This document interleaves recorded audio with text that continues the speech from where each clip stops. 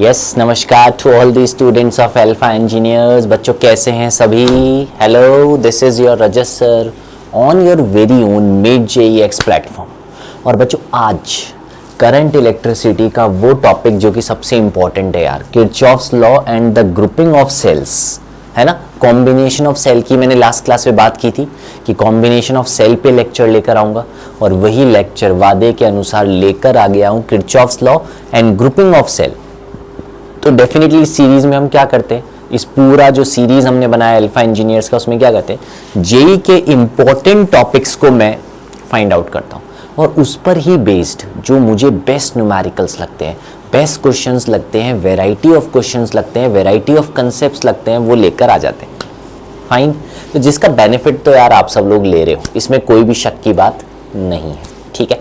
तो ऐसे ही पढ़ो, कुछ पूछना हो पूछो, कमेंट में लिखो। हमारा जो हमने पूरा गूगल फॉर्म दिया है जिसमें आप क्वेरी पूछ सकते हो, तो वहाँ क्वेरी पूछ लो, ठीक है। पूरा चैनल आप लोगों के लिए है, टीचर्स आप लोगों के लिए, बस आप लोगों का बेस्ट वो आउटपुट आ जाए ना, तो सब चीज़ें यार बढ़िया हो जाती है, ठीक है। तो वही कोई बड़ा लेक्चर नहीं, वही 20 से 25 मिनट में छोटी बातें, अच्छी बातें, टू द पॉइंट बातें हम करने वाले हैं Kirchhoff's law and grouping of cell की, ठीक है। Shall we start without wasting a minute even. Start कर रहा हूँ। तो टुडेज एजेंडा तो मैं इधर ही लिखूंगा, अब सारी बातें जल्दी जल्दी लिखते हैं, बातें समझते हैं, समझी हुई है बस याद उनको करते हैं कि सर एक हमने पढ़ा था किरचॉफ्स लॉ। क्या चीज पढ़ी थी? Kirchhoff's law. और इसके अंदर सर दो कैटेगरी आती है सर, KCL और KVL, किरचॉफ्स करंट लॉ और किरचॉफ्स वोल्टेज लॉ। सर इसका एक और नाम था ना, क्या था सर? ये था जंक्शन लॉ या जंक्शन रूल, है ना। और ये था लूप लॉ या लूप रूल। मतलब ये जंक्शन पे लगता है, ये लूप में लगता है, वो जंक्शन में लगता है, वो लूप में लगता है। इसके अंदर हम देखते थे कंजर्वेशन ऑफ चार्ज। हाँ, ये किस पे बेस्ड था? Conservation of charge. या ये एक और बात कहता था कि no charge accumulate on junction. ये भी इसी की कही हुई बात है। बच्चे ये तो पकड़ लेते हैं कि हाँ कंजर्वेशन ऑफ चार्ज है, पर एक बात और देखो, no charge is accumulate at the junction. ये भी हमें जंक्शन लॉ से ही पता लगता है कि कोई भी चार्ज जंक्शन पे रुकता नहीं है भाई, चलते रहते हैं, ऐसे रुकने का बात नहीं है, उनका एक्यूमुलेशन नहीं है। फिर इधर क्या था सर? इधर था कंजर्वेशन ऑफ एनर्जी। बस ये तो एनर्जी की बात करता है, इसमें तो कोई ऐसी बात ही नहीं, कंजर्वेशन ऑफ एनर्जी, ठीक है। KVL KCL। अब ये क्या करते हैं, हम किसी ना किसी डायग्राम में लगाते हैं, अप्लाई करते हैं कि नहीं करते हैं? सर ये मान लो E1, ठीक है, ये रेजिस्टेंस R1, फाइन। फिर सर एक बीच में रेजिस्टेंस बना देता हूँ, काम करता हूँ, R3 बना देता हूँ, इधर ले लेता हूँ E2 और उसके साथ एक रेजिस्टेंस बना देता हूँ R2, फाइन। क्या ये मैंने सर्किट बना दिया। और अब मैं सर्किट में तुमसे पूछता कि यार एक बात बताओ, इसमें से कुछ करंट जा रहा है? हाँ सर जा रहा होगा, लेट से I3, इसका वैल्यू बताओ। तो यहां से गया I1, यहां से गया I2, ऐसा मान लिया, और यहां पर मिलके दोनों बन गए I3। ये है I1 प्लस I2 ना, मतलब, और इधर वापस आ जाएगा I2, इधर वापस चला जाएगा I1। बताओ इसमें तो कोई प्रॉब्लम ही नहीं है ना, सिर्फ तरीका है, ठीक है। अब बात सुनो, तुम एक बात बताओ, करंट यहां से यहां फ्लो कर रहा है, तो तुम्हें पता है ना करंट हमेशा हायर पोटेंशियल से लोअर फ्लो करता है। तो इस बैटरी पर तो मुझे प्लस माइनस का साइन दिखता है, पर रेजिस्टेंस पे तो नहीं दिखता है ना, तो मार्क करना पड़ेगा कि नहीं। इसमें देखो करंट ऐसे आ रहा है, सर ये प्लस है ये माइनस है, फिर तो इसमें ऐसे घुस रहा है, मतलब ये प्लस है ये माइनस है सर, फिर तो फाइन। अब क्या होता है, लूप को नाम रख लो ताकि तुम्हें आसान हो जाए, A B C D E और F, ठीक। अब किस लूप में पहले चलना है? तो सर पहले हम ले लेते हैं loop A B E F A, दिख रहा है A B E F A, ऐसे चलो, ठीक है। इसमें लगाना क्या है, कि sir summation of all the voltage is equals to zero, summation of all the voltage is zero. अच्छा, ये क्या कहता था junction law, summation of all the current at the junction is zero, और ये क्या कहता था, summation of all the voltage in the loop is zero. यही तो थे दोनों बातें, ठीक है। Summation of all the voltage zero करना शुरू करूं, चलता हूं। ए से बी कुछ नहीं है बीच में, नहीं है, फिर पहला छोड़ो दूसरा लो, माइनस का I1 plus I2 into R3, बोलो बोलो, I3 तो I1 प्लस I2 ये ना, फाइन। फिर इधर से गया, इधर तो कुछ नहीं है, इधर लो, पहला छोड़ो दूसरा लो, माइनस का सर I1 R1, फिर पहला छोड़ो दूसरा लो सर, प्लस का E1 बराबर जीरो। पहली इक्वेशन बन गई, पहला इक्वेशन बन गया, नहीं बन गया, बन गया सर, पहला बन गया। दूसरा इक्वेशन बनाता हूं तो सर दूसरे इक्वेशन का दूसरा लूप, लूप कौन सा, बोले B C D E B. वापस तो आना ही पड़ेगा, लूप मतलब कंप्लीट तो करना ही पड़ेगा, कर दिया। इधर से इधर आया, माइनस का E2 प्लस का I2 R2, बताओ, इधर से इधर आया, इधर आया, पहला छोड़ा दूसरा लिया, पहला छोड़ा दूसरा लिया, इधर आया, इधर आया, पहला छोड़ा दूसरा लिया, प्लस का I1 plus I2 into R3 is equals to zero. ये है इक्वेशन नंबर 2। अब इक्वेशन नंबर 1 और 2 को सॉल्व करो, वेरिएबल है I1 I2, वो निकाल लो। Solve 1 and 2 and find I1 I2। Solve equation 1 and 2, और I1 भी निकल के आ जाएगा कुछ, और I2 भी निकल के आ जाएगा कुछ, बाकी सब तो गिवन ही है। Fine, this is the method of Kirchhoff's law. समझे, समझे बात, समझे, good to go, good to go, okay. एक बात और बताता हूं, फिर आगे चल रहा हूं। एक मैं तुम्हें बता रहा हूं सेल, मतलब सेल में क्या बता रहे हो सर, मैं इसमें बता रहा हूं तुम्हें इंटरनल रेजिस्टेंस ऑफ सेल। क्या बता रहा हूं, इंटरनल रेजिस्टेंस ऑफ सेल बता रहा हूं। गजब की चीज है।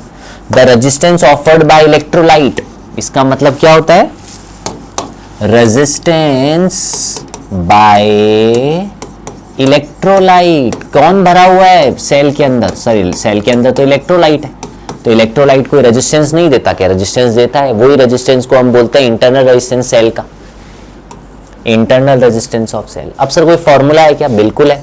ये डायग्राम नहीं याद है, ये एक्सटर्नल रेजिस्टेंस, ये इंटरनल रेजिस्टेंस, ये इंटरनल रेजिस्टेंस, ये एक बैटरी EMF E, और इस पॉइंट AB के अक्रॉस जो वोल्टेज होगा उसको बोला V। V का नाम क्या था, याद आ रहा है, terminal potential, terminal potential. E कौन है, EMF ऑफ सेल है, EMF ऑफ सेल है। छोटा r कौन है, छोटा r इंटरनल रेजिस्टेंस है, ठीक है। बड़ा r कौन है, बड़ा r एक्सटर्नल रेजिस्टेंस है। That's it. करंट कितना फ्लो हो रहा है सर्किट में, लेट से I हो रहा है। फॉर्मूला क्या बना था, फॉर्मूला क्या बनाया था सर, फॉर्मूला बनाया था कि इस E ने दो जनों को सप्लाई दिया है, V प्लस V डैश, मतलब इसके अक्रॉस जो सप्लाई है वो है V डैश, ड्रॉप। अब तुम्हें बताऊं V क्या है, बोले I इंटू बड़ा R, और बताए V डैश क्या है, बोले I इंटू छोटा r। तो बोले E क्या आएगा, I bracket R plus R, तो यहां से I क्या आएगा, E upon R plus R। Fine, पहला फॉर्मूला। दूसरी इक्वेशन बहुत अच्छी, बहुत इंपॉर्टेंट, बहुत ही मस्त, वो क्या है, जस्ट अ मिनट, वो क्या है सर, इस V को ऐसे लिख सकते हैं E माइनस V डैश, और V डैश को लिख सकता हूं I इंटू छोटा r। बढ़िया इक्वेशन भाई, बढ़िया। इसका अगर आप ग्राफ बनाना चाहो तो सर V और I के बीच का, तो V और I के बीच का इसका ग्राफ बच्चों ऐसा होगा यार, क्योंकि इंटरनल पहले तो E था, देख लो y is equal to mx plus c, तो इसमें स्लोप तो नेगेटिव है ना, और स्लोप तुम्हें क्या देगा, इंटरनल रेजिस्टेंस। स्लोप की वैल्यू क्या देगी तुम्हें, r देगी, इंटरनल रेजिस्टेंस देगी, स्लोप नेगेटिव भी। फाइन फाइन, तो ये वाली बात हमने देखी थी। इसके बाद इधर ही ग्रुपिंग, इधर ही एक बात और ले रहा हूं बस, grouping of cell, grouping of cell. इसमें क्या बात करी सर हमने बोला सीरीज में जुड़ता है सेल, सीरीज में जुड़ता है तो कैसे जुड़ता है सर, ये मान लीजिए एक सेल, उसका खुद का इंटरनल रेजिस्टेंस, ये है E1, ये है R1 प्लस माइनस, दूसरा E2 प्लस माइनस, और साथ में उसका R2, ऐसे जितने भी होंगे। पर देख रहे हो ना, एक का माइनस एक का प्लस, एक का माइनस एक का प्लस, तो ही ऐसा होता है कि इनका इक्विवेलेंट रेजिस्टेंस आता है E1 plus E2 and so on. और जो रेजिस्टेंस होता है, इंटरनल रेजिस्टेंस का इक्विवेलेंट होता है, वो होता है R1, R2 and so on. Easy. पर अगर तुमने पोलैरिटी बदली, ये कैसे सर, जैसे मान लो E1 है, ये R1 है, और अब ये वाला ऐसे बना दिया तुमने, ये E2 ये R2, तो अब सर E इक्विवेलेंट पता है, E1 माइनस E2 करना पड़ेगा। मैं कह रहा हूं E1 बड़ा है E2 से, इसलिए ऐसा हुआ है। और R इक्विवेलेंट वो तो वही रहता है सर, R पे कोई साइन थोड़ी ना होता है, वो तो वही रहता है। Fine fine. तो इस सीरीज की बात बता दी मैंने, इतनी है सीरीज में बात, और कुछ भी नहीं है, घबराना नहीं। अब आऊंगा पैरेलल पे, ग्रुपिंग ऑफ सेल के किस बात पे आऊंगा, सेल्स इन पैरेलल। ये ध्यान देने की बात है यार, ये तो मस्त चीज है, इस पर मैं अटेंशन चाहूंगा। सर एक सेल E1, उसके साथ उसका इंटरनल रेजिस्टेंस R1, दूसरा सेल E2, उसके साथ उसका internal resistance R2। Fine fine. अब मैं अगर इधर से इसको एक्सटर्नल रेजिस्टेंस से जोड़ दूं, तो ये सप्लाई तो देंगे ही ना, ये जैसे करंट देगा I1, ये देगा मान लो I2, और सब मिलके तो I बनना ही है, जितनी भी n ब्रांचेस है। तो सर इक्विवेलेंट रेजिस्टेंस बताओ और इक्विवेलेंट वोल्टेज भी बताओ, मतलब EMF भी बताओ। तो यार ध्यान रखना, इक्विवेलेंट का ये फॉर्मूला होता है, ध्यान रखना भैया, तुम लोग इसमें ही गलती करते हो भैया, जितने भी हो सो ऑन, ठीक है। और 1/R इक्विवेलेंट तो वही है जो तुम सोच रहे हो, पैरेलल में तो वही है, प्रॉब्लम नहीं है उसमें प्रॉब्लम नहीं है।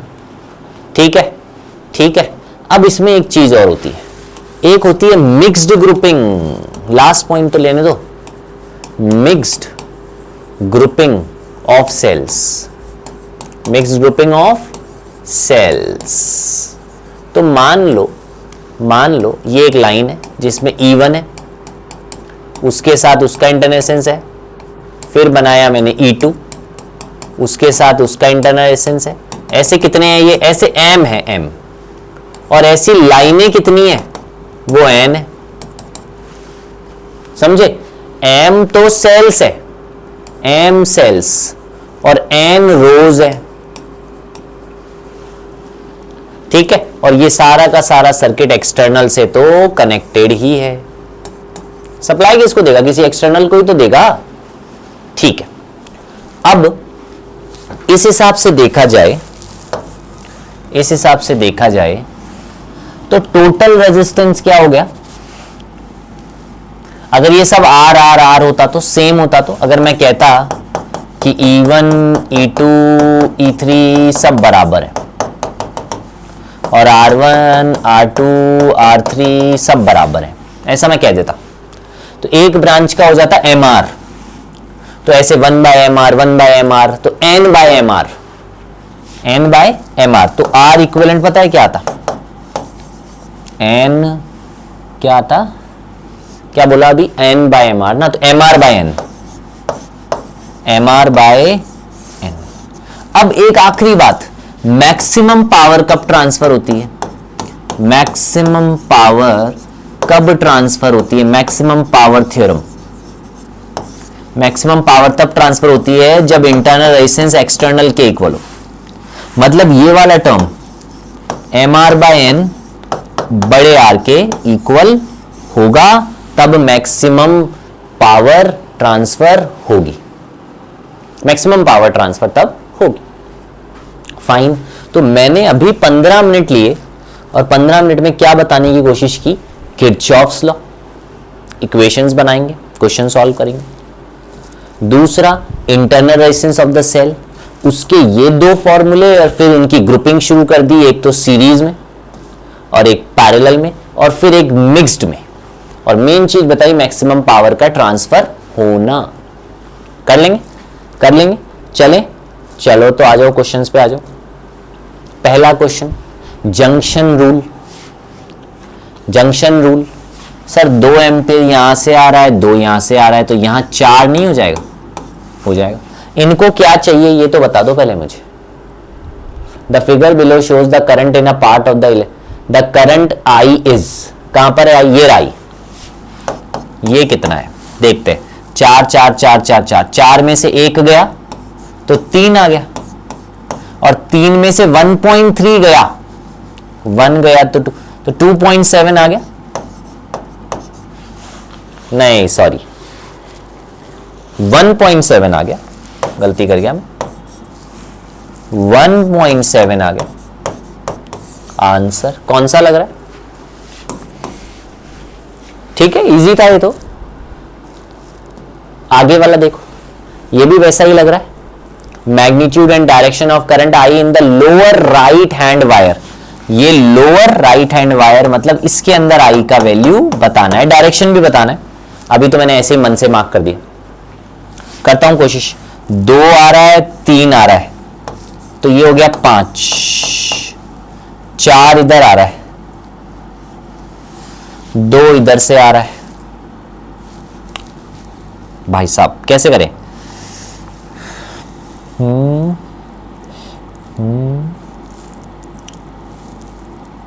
चलो ठीक है, 1 इधर गया, 2 इधर गया, तो इसका मतलब यहां गया होगा 3। पक्की बात भाई, 3 से ही तो 2 और 1 हिस्सा ऊपर गया। 5 में से 3 इधर गया तो 2 इधर आया, 4 इधर से आ रहा है, 4 और 2 हो गया 6, 6 इधर से आ रहा है, 2 इधर से आ रहा है, इधर गया 8, 8 टूवर्ड्स राइट, 8 एम्पियर। अब डायरेक्शन तो बोला नहीं, मतलब ऑप्शन में नहीं दिया, तो 8 एम्पियर। 2 है क्या आंसर? सही है।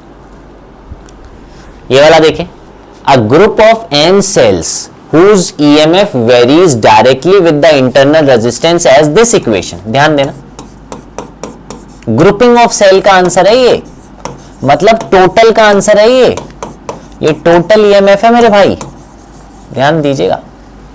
Sir the group of n cells whose EMF vary directly with the, हाँ ठीक है। करंट चाहिए तो मेरे को एक बात तो समझ में आ रही है कि करंट का फॉर्मूला क्या होता है?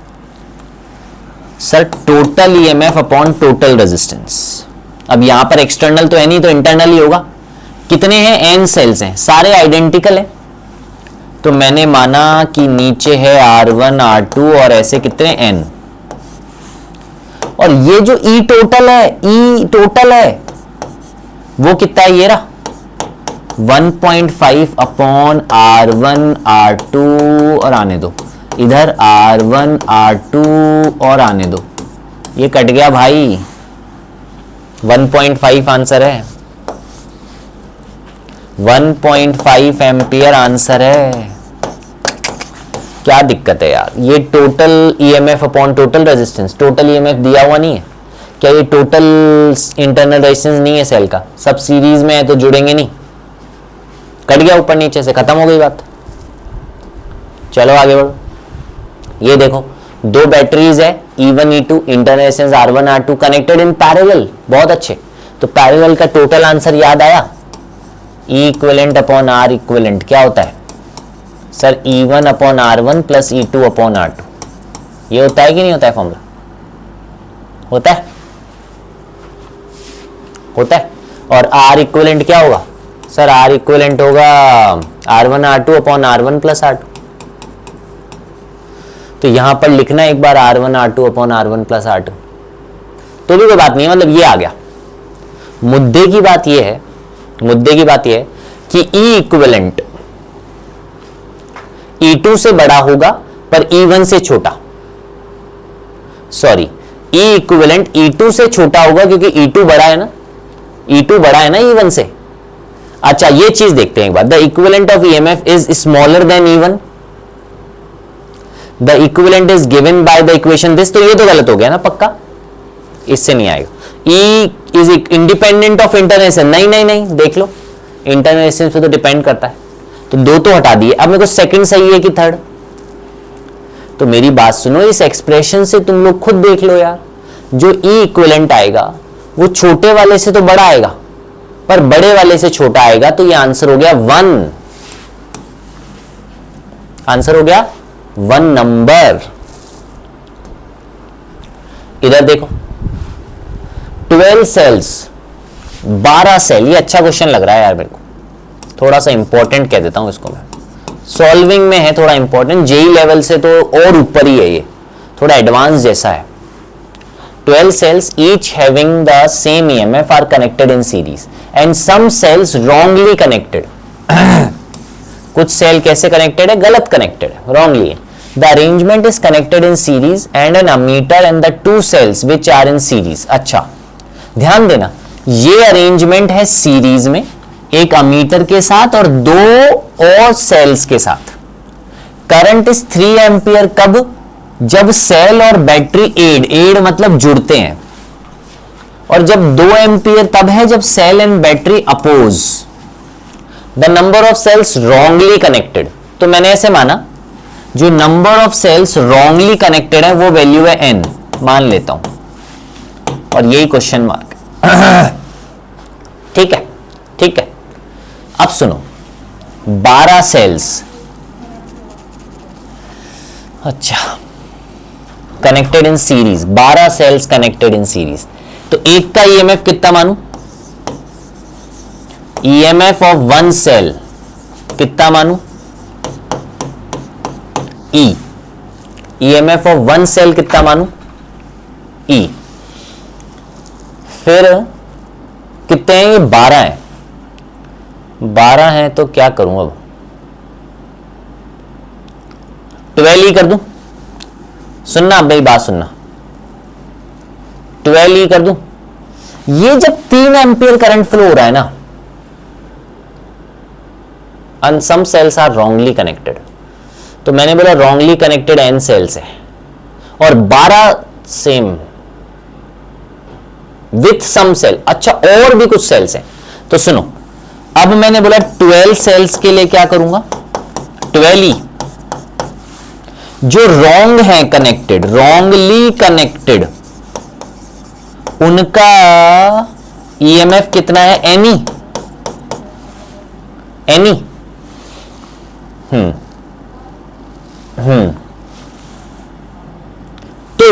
तो ये जो 3 एम्पियर, अरे यार एक बात और है, जब हम कह रहे हैं कि 2 सेल एड कर रहे हैं, जुड़ रहे हैं, तब मैं क्या कहूंगा, 12E में से माइनस है Ni और उसमें जुड़ गया है 2E, क्या ठीक है, अपॉन टोटल रेजिस्टेंस कितना लूंगा, टोटल रेजिस्टेंस कितना लूंगा, एक तो इन सब का 12R, एक इसका खुद का NR,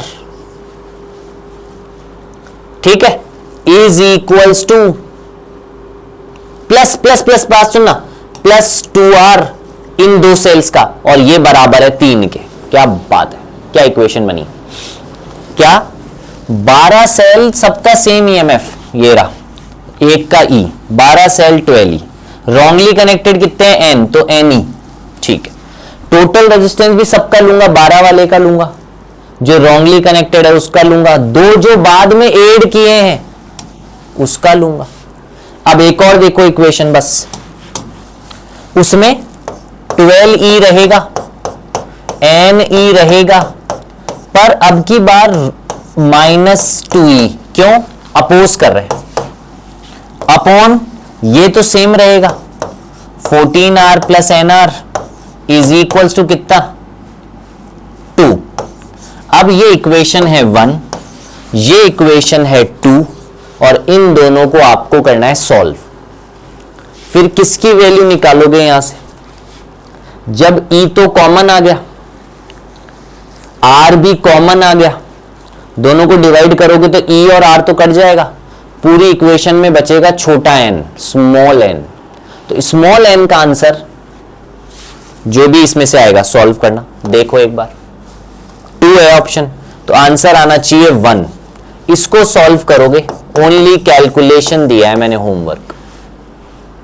तो ये हमने क्या किया, किरचॉफ्स लॉ। अभी किरचॉफ्स लॉ से ऐसे क्वेश्चन इसमें मैंने नहीं करवाए, तो नेक्स्ट क्लास में मैं किरचॉफ्स लॉ के क्वेश्चन और लूंगा, इसमें जो बचे हुए हैं वो क्वेश्चंस में और लूंगा। देखो जो भी इसमें जो बचे हुए हमारे क्वेश्चंस हैं वो हम लेंगे, किरचॉफ्स लॉ के क्वेश्चंस लेंगे, प्लस साथ साथ ग्रुपिंग ऑफ सेल के भी और क्वेश्चंस हम इसमें लेंगे। ठीक है, इसको हम कंटिन्यू करेंगे। आज सिर्फ हमने 5 क्वेश्चन किए हैं और इसका कंसेप्ट समझ लिया है। ठीक है, शॉर्ट्स रखेंगे पर उसको एकदम समझ के करना है। ठीक है, that's it, thank you, bye.